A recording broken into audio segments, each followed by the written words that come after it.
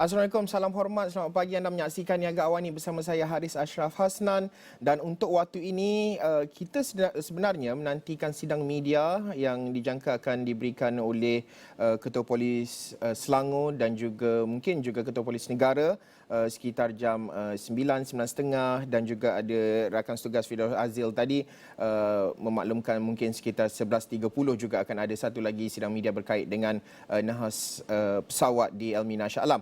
Baik, sebelum itu kita nak terus sahaja fokus dalam Niaga Awani hari ini berkenaan dengan KDNK suku kedua 2023, di mana Bank Negara Malaysia BNM dan juga Jabatan Perangkaan Malaysia DOSM akan mengumumkan keputusan KDNK suku kedua tengah hari ini. Dan pada suku pertama, ekonomi Malaysia berkembang kukuh 5.6% disokong oleh permintaan dalam negeri, dan adakah momentum itu akan berkekalan atau bakal menyaksikan pertumbuhan lebih perlahan untuk suku kedua. Jadi saya nak terus saja bersama dengan saudara Abdul Muiz Murhalim, pakar ekonomi MIDF Research, untuk mengulas berkenaan dengan perkara ini.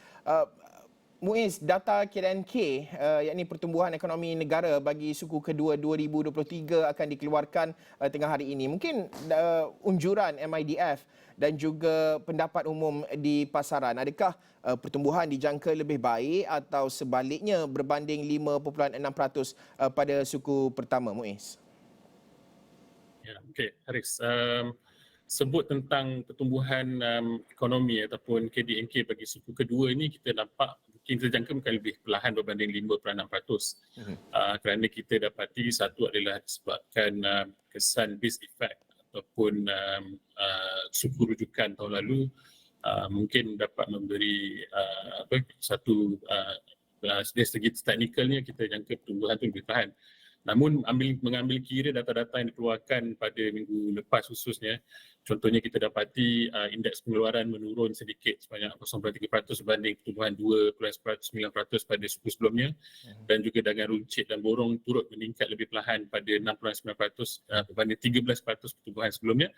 Jadi saya kira berdasarkan data-data yang kita peroleh ini, KDNK mungkin berkembang lebih rendah berbanding 4%, mungkin dalam sekitar 3.5 ke 4%. Dan ini juga menjelaskan kenapa kita lihat purata survey yang dibuat oleh Bloomberg, rata-rata para pemerhati ekonomi menjangka pertumbuhan adalah sekitar 3.5% berbanding 5.6% pada suku sebelumnya. Ya, Muiz, kalau nak ditelitikan apa yang dinyatakan oleh Muiz juga, saya mungkin tertanyalah bagaimana mungkin Muiz melihat unjuran berkenaan dengan pertumbuhan 4 hingga 5% yang diunjurkan kerajaan. Adakah ia mampu dicapai atau ada kemungkinan kita akan lihat pertumbuhan yang mungkin sedikit lebih perlahan? Pandangan Muiz.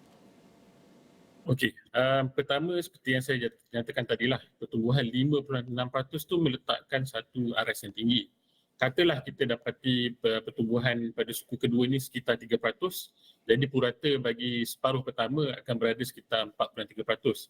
Hanya sekiranya kita melihat pertumbuhan tu lebih perlahan daripada 3.6%, mungkin kita akan lihat pertumbuhan keseluruhan mungkin sedikit lebih rendah berbanding 4% lah. Jadi pada saya setakat ini kadar 4 ke 5% itu masih kira realistik dan boleh dicapai. Cuma kalau kita lihat satu sudut agak membimbangkan adalah prestasi dagangan luar yang nampaknya masih kelihatan lemah. Ini mungkin akan menjadi satu risiko kepada unjuran yang ada sekarang. Ya, Muiz, antara perkara lain juga dari sudut perbelanjaan domestik, ini satu perkara yang cukup penting untuk perlu kita teliti dengan inflasi yang lebih sederhana. Mungkin apa jangkaan MIDF sama ada pertumbuhan perbelanjaan akan terus kekal positif pada separuh kedua tahun ini? Okey, memang kalau kita lihat satu sudut dari segi luaran, kita risau tentang aktiviti dagangan yang lemah. Tetapi kita masih yakin pertumbuhan negara masih boleh disokong dengan peningkatan permintaan domestik. Pertama sekali, inflasi yang lebih sederhana ini sepatutnya akan memberi kelegaan kerana tekanan kos sara hidup mungkin tidaklah seteruk seperti sebelum ini. Cuma bila kita lihat dari segi keyakinan pengguna itu, ia tidak bertambah baik kerana data yang dikeluarkan oleh MIR, pengguna melahirkan rasa kebimbangan berterusan mengenai tekanan inflasi dan juga ada yang menyatakan rasa lebih berhati-hati dalam rancangan perbelanjaan. Tapi kalau kita lihat dari sudut pendapatan, jumlah penggajian ataupun individu yang bekerja tu telah mencapai tahap yang lebih tinggi berbanding sebelum pandemik, iaitu sekitar 16 juta. Jadi kita lihat kadar pengangguran juga telah menurun kepada 34%, iaitu kadar yang terendah sejak ekonomi kita terkesan dengan COVID-19. Dan bantuan tunai yang diberikan kerajaan, semua ini kita menjangkakan akan memberi sokongan, termasuk juga pemulihan sektor pelancongan, kerana peningkatan perbelanjaan pelancong juga akan terus sama menyokong perbelanjaan domestik. Jadi secara kasarnya kita menjangka jumlah perbelanjaan dalam negara ini mampu akan terus kekal positif bagi separuh kedua tahun ini. Ya, mungkin kalau kita nak telitikan juga berbalik kepada perdagangan luar yang kita lihat lebih perlahan, kita teliti juga keadaan ekonomi di China. Mungkin apa jangkaan Muiz bagi data bulan Julai yang juga akan dikeluarkan hari ini? Adakah kelembapan permintaan luar akan berterusan atau kita boleh jangkakan satu pemulihan mungkin akan berlaku dalam tempoh terutama dalam tempoh bulan ini ataupun dalam tempoh separuh kedua terutamanya, Muiz? Okey, kalau kita lihat dari segi prestasi luar, perdagangan luar ni sebenarnya ianya agak membimbangkan kerana kita lihat ianya turut menggambarkan kesan daripada kelembapan aktiviti perkilangan ataupun manufacturing di peringkat global. Dan kita dapati kesan kepada pertumbuhan ekspor telah mula menurun, khususnya bagi Malaysia kita banyak terkesan disebabkan kelembapan dalam ekspor komoditi, khususnya petroleum, minyak mentah dan juga minyak sawit lah. Tapi bila kita lihat dari segi prestasi ekspor barangan elektronik dan elektrik ataupun E&E, kita nampak dalam 2 bulan 5 bulan 6 ni masih menunjukkan pertumbuhan, cuma ianya tidak mampu untuk mengekang kejatuhan seperti kita lihat pada bulan Jun, penurunan sebanyak 14%. Dan jangkaan saya untuk data bulan Julai ni mungkin kita akan terus nampak keadaan yang lemah kerana kalau kita lihat negara sekitar seperti Taiwan, Korea Selatan dan juga China, kadar ekspor mereka masih menurun pada kadar 2 angka, iaitu sekitar 10 ke 14% lebih rendah berbanding sebelum ini. Jadi kelembapan itu kita jangka mungkin akan berterusan kerana melihat kepada prestasi yang masih nampaknya lebih lemah berbanding yang kita jangka sebelum ini. Ya, okey. Muiz, untuk makluman penonton juga, visual yang mungkin anda saksikan ataupun update kemaskini jika boleh kita kongsikan sedikit di lokasi kejadian nahas pesawat di Almina Shah Alam. Difahamkan pada ketika ini Ketua Polis Negara telah pun tiba di lokasi dan mungkin akan diadakan sidang media dan kita akan bawakan sidang media tersebut secara langsung dan proses flushing sedang dilakukan pada ketika ini untuk mencari baki dan juga serpihan-serpihan yang mungkin sedikit sebanyak akan membantu pasukan penyiasatan dalam menentukan punca kepada nahas pesawat ini. Okey, baik, kita nak terus sambung sahaja kepada perbincangan kita.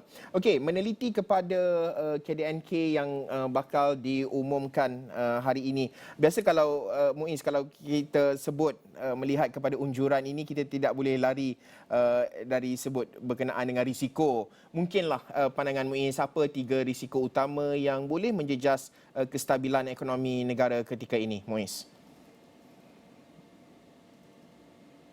Jadi tentang kebimbangan yang berada mengenai kedudukan perdagangan luar. Jadi risiko pertama ialah melibatkan kelembapan permintaan luar, sebab sekiranya permintaan global terus melemah, ini memberi kesan negatif kepada pertumbuhan ekonomi negara. Yang kedua bagi saya adalah inflasi, kerana kita bimbang dari segi tekanan harga makanan khususnya.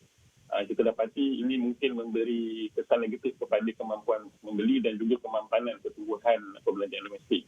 Dan akhir sekali pada saya yang ketiga yang lebih saya rasa perlu diperhatikan adalah tentang sentimen. Seperti tampaknya macam ada defisit keyakinan sebab kerajaan baru-baru ini telah mengeluarkan satu naratif yang baru, iaitu menyebut tentang kerangka ekonomi madani. Tetapi bila kita lihat dari segi keyakinan pengguna tu lebih bimbang dengan keadaan semasa. Tapi pada saya, kalau kita lihat assessment ataupun rumusan yang dibuat oleh agensi penarafan, walaupun keputusan pilihan raya negeri yang berlaku, Fitch contohnya menyatakan keadaan masih stabil dan dari segi usaha untuk memperbaiki kedudukan fiskal dijangka akan berterusan.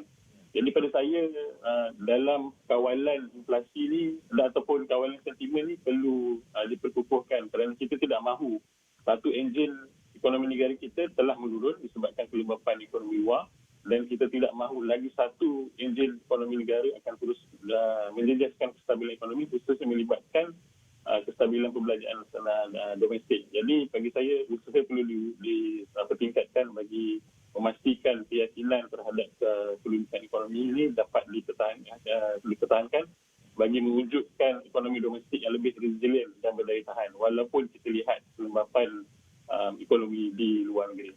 Okey, baik Muiz, sudah tentu kita nantikan sidang media oleh Gubernur Bank Negara Malaysia dan juga Ketua Perangkawan DOSM pada tengah hari nanti. Pengumumannya sidang media pada jam 11 pagi, embargo pukul 12. Pukul 12 kita akan tahu prestasi bagi KDNK suku kedua 2023. Terima kasih Saudara Abdul Muiz Murhalim, pakar ekonomi MIDF Research. Kita nak berhenti rehat seketika. Niaga awak ni akan bersambung selepas ini.